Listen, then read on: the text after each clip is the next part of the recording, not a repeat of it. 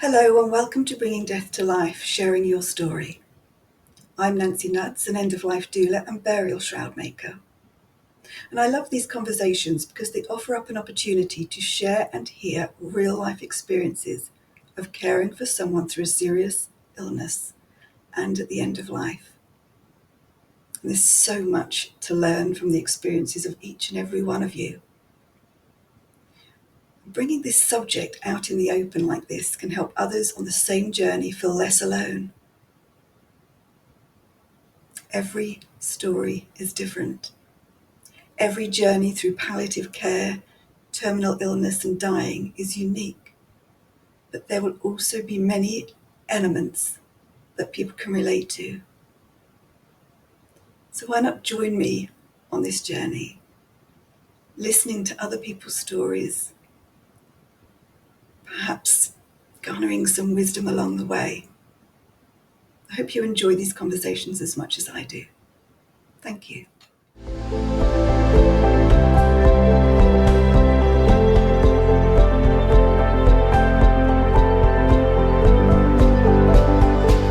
Hello and welcome to my guest and friend, Sal Robinson. Now, Sal's husband died in 2021 from a rare cancer, and this is her deep dive sharing into her lived experience and I suppose the trials and tribulations, the love and the grief. And hopefully this conversation and others that follow will benefit others. And I'm sure Sal has so much to share. So hello, Sal. Hi, Nancy. Would you like to tell me a little bit about Kevin and who he was as a person? Yeah, how to describe Kevin. I did actually do a eulogy at the funeral. And when I was putting that together, I thought the best way to describe him was a walking contradiction. And some of the ways that I kind of illustrated that was he loved, these lovely orchestral movie soundtrack pieces, but equally was happy in the thick of a mosh pit at a mission gig. He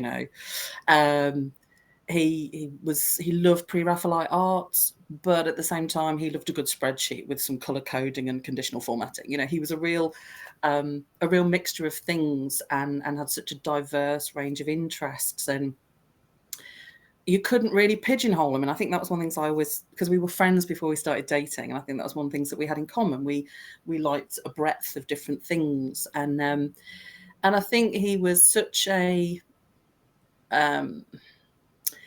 he had such a self-assurance. He knew who he was. He was incredibly self-assured, and I found that incredibly attractive. It meant he felt like a very safe and reliable presence, a real sense of stability, because he knew who he was. And that came across in, he had no concern for any judgment from anybody else. He used to say that he embraced his metrosexuality.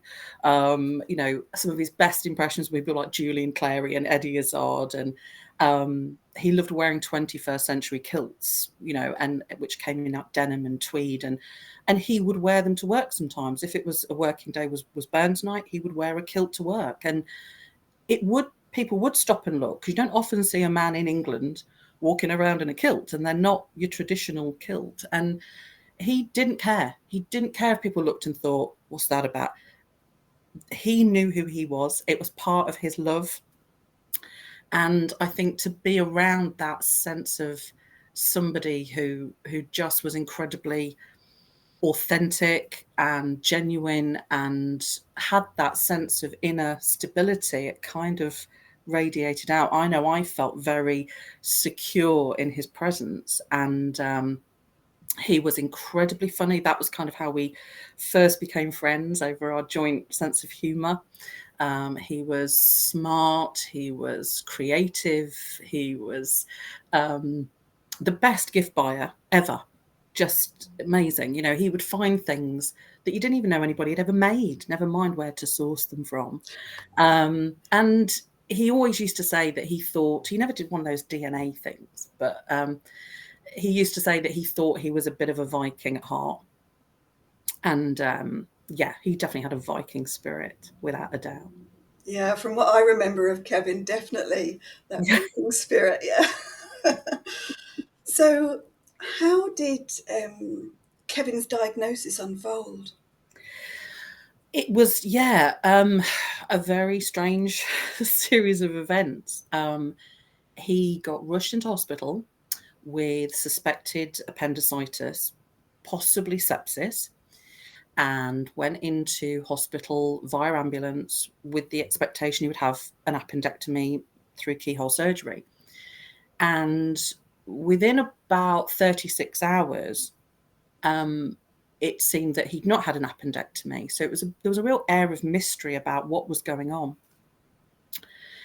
And after he'd been in hospital about 5 days, Kevin had said to me, or the consultant has asked if you can come in a little bit earlier than visiting hours, to sort of chat us through some of the investigatory, sort of tests they'd done. And so went along. And I've often said, there are many blessings. And at Stoke Hospital, there happened to be a colorectal surgeon, Mr. Bullen, who had worked at the Christie in Manchester and had therefore experience of dealing with this particular form of cancer, which is abbreviated to PMP, because its full name is pseudomyxoma peritoni, and it's a very rare form of cancer.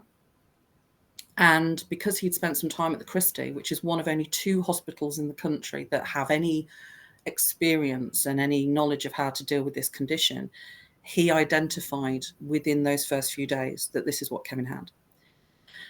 And initially, we were told it is a form of cancer, but it doesn't really behave like a cancer. I'm going to refer you to the Christie. There's a procedure you'll have.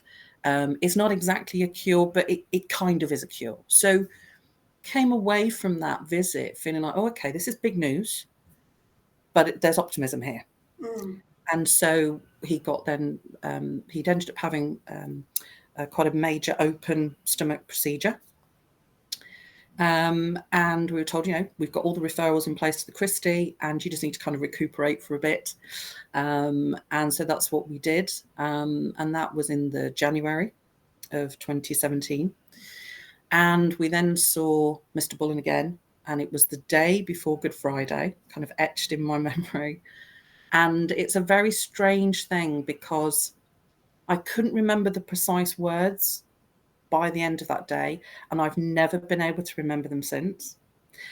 But something he was saying, something in those words was this, oh, okay, he's not going to beat this. Because what we essentially were told was that he wasn't a candidate for the procedure, and he was effectively going to be going on to chemotherapy pretty much immediately. And yeah, just having that moment, which I have experienced before because my mum died from a form of cancer. And yeah, I've often described it with my mum, and it was the same sensation with Kevin. It's like somebody's giving you a punch right in the solar plexus. Just feel like the wind's been knocked out of you. And so yeah, then just trying to process, that knowledge that effectively, yeah, this person who at that time he was 46 has some form of life shortening condition, and what was that going to mean?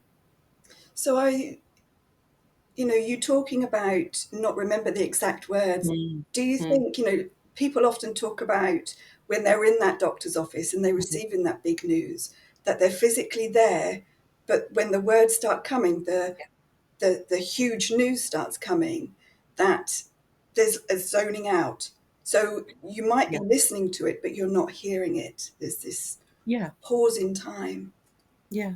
I do. I think I've always just attributed it to that self-preservation part of the brain, that it's just like, okay, this is kind of too big.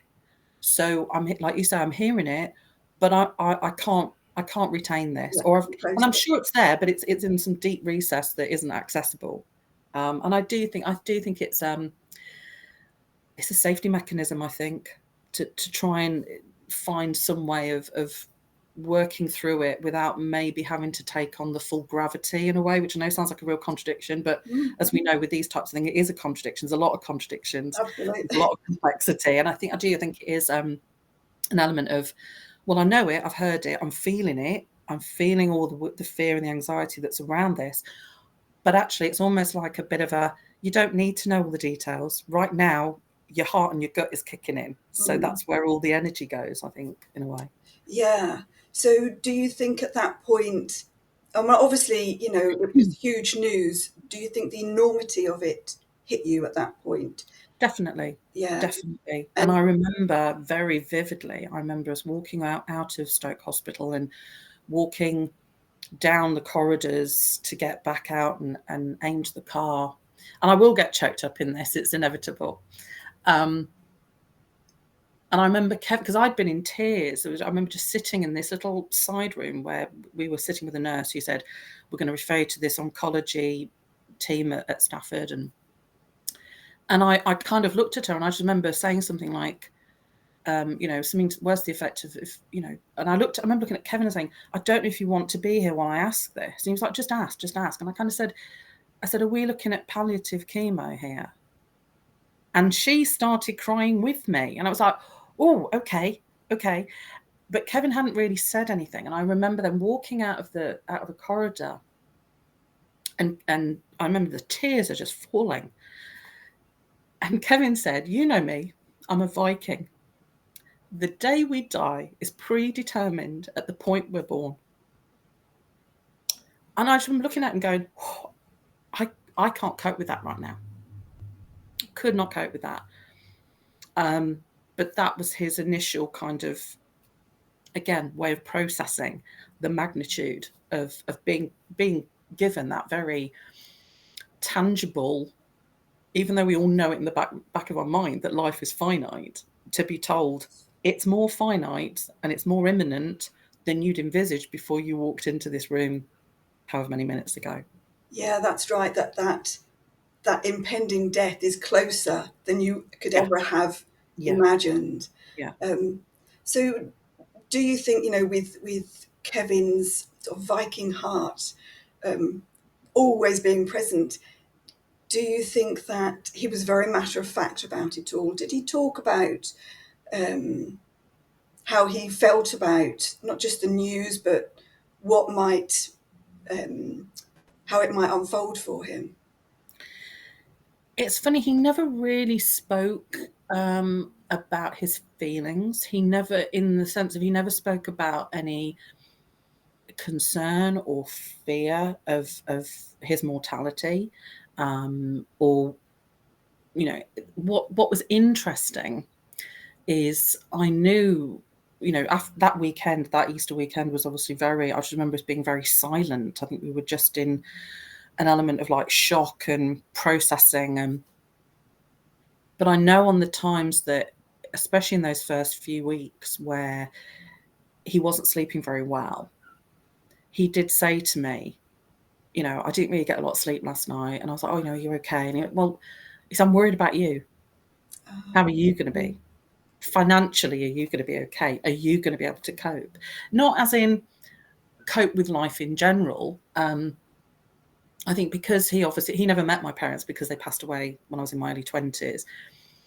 But I think because he knew I'd gone through two big losses before I was 25, I think he felt, not that I got this, but she's going to navigate her way through that. Mm, It was very much the practicality, it was the logistics, it was the, is she financially going to be in a difficult position? And I think even though it wasn't his choice to obviously have this condition, I think he felt a real sense of responsibility yeah, and ownership of that, and wanting to try and mitigate those things as much as he possibly could. And I guess, again, from having known him for the near 22 years that I did, I think he was an incredibly practical person, a very pragmatic person. And I think that almost focusing on that was a way for him probably to process yeah, the reality of it. I have often wondered how he felt about, I say, just being confronted with that inevitability, that imminent end of life. And we did have a lot of, again, our humour, a lot of very dark humour conversations, which I think, again, helped us to discuss it. A lot of that sometimes we do, again, practicalities to do with funeral and ashes ceremonies and things like that. But yeah, it's interesting. He never spoke to me about his feelings. I think it was just something that there were just moments I would sense, with that roller coaster of chemo and things like that, which many people obviously can empathise with. There were just moments where I knew that he was probably feeling a lot of fear, but he never articulated it. So do you think then that his way of processing it, I mean, you've already said it is really, but did he then start going through the motions of all those very practical tasks that you were talking about? How soon after diagnosis did he start getting Well, his affairs in order, so to speak? yeah, it's an interesting one because he had quite a challenging time because around the time that he got diagnosed with this particular form of cancer, his dad got diagnosed with bowel cancer. Wow. And his dad had a massive stroke shortly after discharge from hospital, which rendered him needing 24-hour nursing care. So an interesting thing happened in a way that I think, well, for him and for me, we ended up having to deal with the practicality of his dad needing to go from hospital into 24-hour nursing care, having to deal with his home because Kevin's mum had passed away about 3 years before. So we were kind of thrust into almost having to park what was going on with Kevin, even though he'd started chemotherapy. He was on a 3-weekly chemo cycle, pretty much within about 3 weeks of being told the severity of the situation. We had to go straight into a very hands-on, literal hands-on, clearing a house, preparing it for sale, finding the right nursing home. And that then dominated that first 12 to 14 months after his diagnosis, which then put everything else on hold apart from the treatment cycle and any complexities of the treatment. When we had kind of got past the other side of that, sadly, when his father passed away, he did put some practicalities in place, but equally at the same time, he also wanted to enjoy the life that he had. So I think he was trying to find the balance between making sure that as far as he could, that his affairs were in order, but at the same time, enjoying and almost like, I suppose it's that thing, like that line, isn't it, of Dead Poet Society, suck the marrow out of life. He was trying to do that as much as he could, with the constraints that come with having that kind of illness, because in an ideal world, he wanted us to kind of go and travel, but we couldn't get travel insurance. So it was like, right, I'm buying some more 21st century kilts. We're going to have some nice luxurious weekends to Edinburgh. He did as much as he could to make sure that we created memories together. We had as many experiences together, and that, he did everything he possibly could to enjoy any opportunities had where his general sense of well-being was in a place where he could enjoy, because God knows there was plenty of times where plans did get awry and things couldn't happen, and it was literally I'm in kind of a survival mode right now, just dealing with the aftermath of treatment, or dealing with the impact of this condition, affecting his physiologically. So when did you notice this grief sort of showing up in your life, this anticipatory grief of what was happening now and what was about to unfold and Yeah, happen? I would say it's probably within a couple of months of that Easter sort of news. I would regularly, most days, I would sort of take myself off in the evening, go and have a soak in the bath, and I would deliberately leave the tap running, and I would just have a bit of a sob, just try and get all of it, which invariably I was trying to sort of, not that I couldn't show my emotions in front of Kevin, because he was incredibly supportive around things like that, but I was that typical thing. I was trying to be strong for him, I was trying to not worry him about me more than I knew he was already worried about me. So I'd take myself off, I was taking the bath, have a bit of a sob. And then I think it was probably about 2 or 3 months after that news that I began to experience something I'd never experienced before, where it was almost like I was running a movie in my head of what I thought those final moments were going to look like, preparing the funeral, organising the funeral, being at the funeral, speaking at the funeral. And it would very much run from that last few moments through to coming out after the funeral. And I was thinking, where is this coming from? And it was so vivid and it was so detailed, and it was like I was living in the moment. It was awful. And I would just find it would be a really recurring thing, several times a week. And I just I've never had anything like this before. And then I started doing a bit of research, and then read about this anticipatory grief, and I thought, oh, okay, I'm not completely losing my mind. Yeah, it This makes is sense. a thing. Yeah. Yeah. I suppose then it took me a little while to work out the fact that obviously I'd not encountered it before. But then when I reflected back, I thought, well, losing my mum when I was 22, she was 55, that was the first significant loss I'd gone through. I'd not experienced grief on that scale of anybody that significant before. With my dad, who died a couple of years later, and he was like 61, it was a different scenario with his death. And I had an inquiry from the hospital about do not resuscitate instruction, and he died within 36 hours of that conversation. So with my dad, there wasn't time for that anticipatory grief to kick in.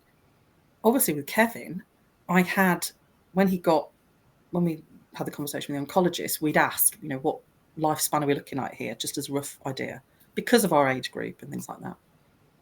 And we were told 1 to 2 years with chemo. That's what we were told. So obviously I'd had this experience of what it was to lose my mum, and that was about 9 months. She passed away in a hospice, but I'd had some experience of, as it was in that scenario, getting the phone call, helping my dad with the arrangements, being at the funeral, processing the funeral. Obviously then I'd had to deal with my dad's funeral. So I'd had this like past experience that then was obviously feeding this anticipatory grief, because I had this lead in with Kevin's prognosis. And it was, I say, certainly not something I enjoyed. I found it incredibly painful every time this movie would run. I would be in floods of tears. I would feel so much pain and loss. But after starting to do that bit of research, everything I was reading was saying, it's a natural response. It's a bit of the brain trying to do a bit of that preparation as much as possible. There are some that seem to say that people that experience anticipatory grief maybe have I don't know what the right word is, because God knows grief isn't easy, but may find a slightly easier path navigating their grief after the actual death of the person. But I just thought, at the end of the day, if this is what my brain's doing, if this is some sort of cathartic, or if this is some way of helping me to try and deal with the inevitability of this situation, then I've got to just let it run, and just allow, where I could, let that emotion that's coming with it just out. But yeah, it was definitely a new experience for me. Yeah, interesting one. So how did that sort of that anticipatory grief show up for you? Was it just in sorrow, or did you experience of the other elements of grief that we associate with grief? Yeah. I think for me, it was definitely that kind of that movie playing type thing, and feeling like there was some degree of preparation going on.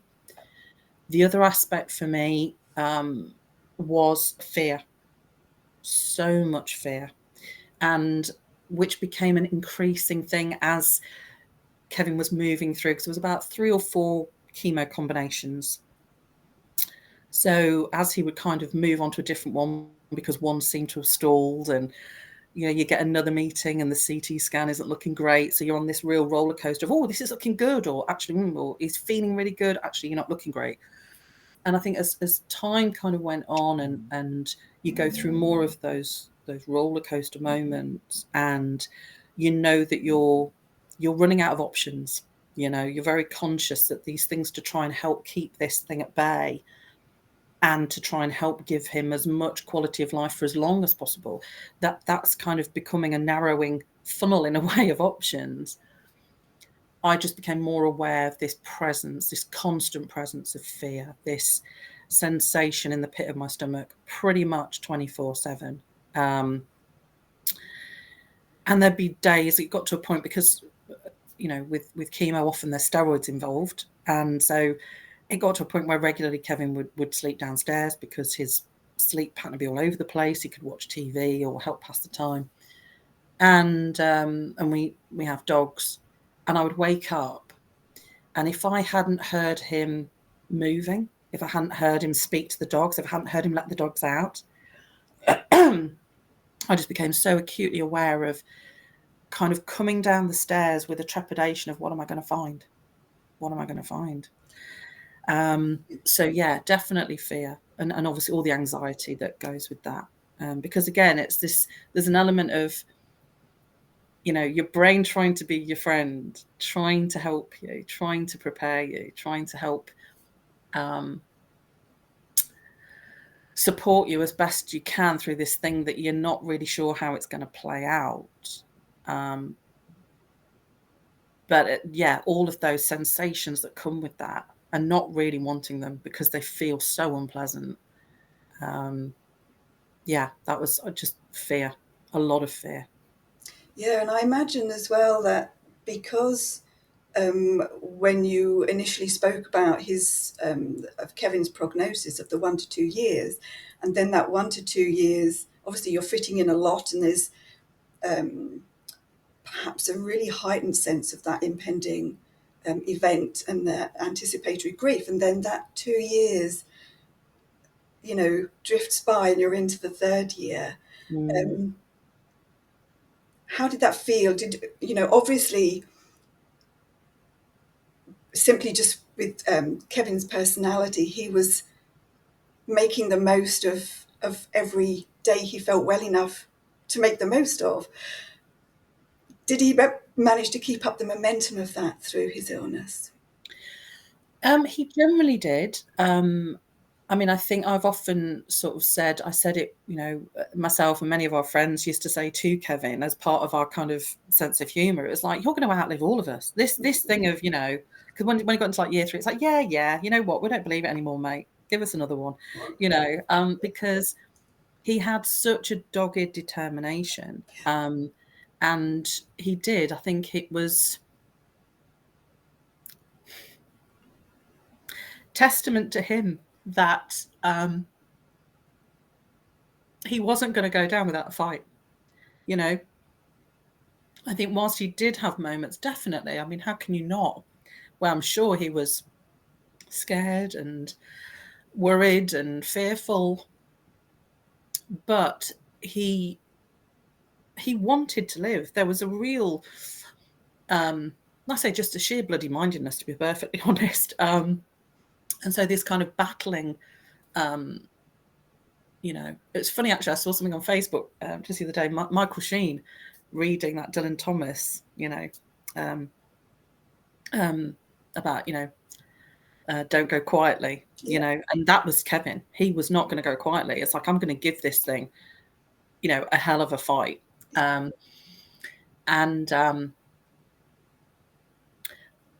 I think what was difficult is then when COVID came in, because the first 6 months, I would say, of that lockdown, because obviously he was deemed, understandably, you know, highly vulnerable because of his immune system.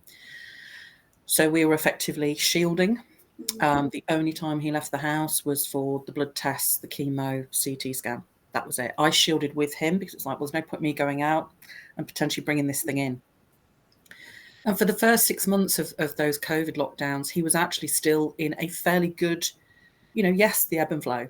Yes, you could, you know, he and I could both tell that there were certain days which were more of a struggle, and it was affecting him in different ways. The chemo was affecting him in different ways. But he still had good days. And unfortunately, they were completely constrained. And then it was probably, I'd say, the last 6 to 9 months, because Kevin basically fought for 4.5 years. And I would say it's the last 6 to 9 months which I noticed I was stepping more and more into the carer role. He was sleeping more. He was finding it more difficult to just summon basic energy for kind of basic things. And yeah, it was a real, as I'm sure I'm, not the only person to have obviously gone through that. That the timing of COVID unfortunately did hinder a lot of his ability to continue to have those moments and experiences that he was so desperately seeking and actively pursuing.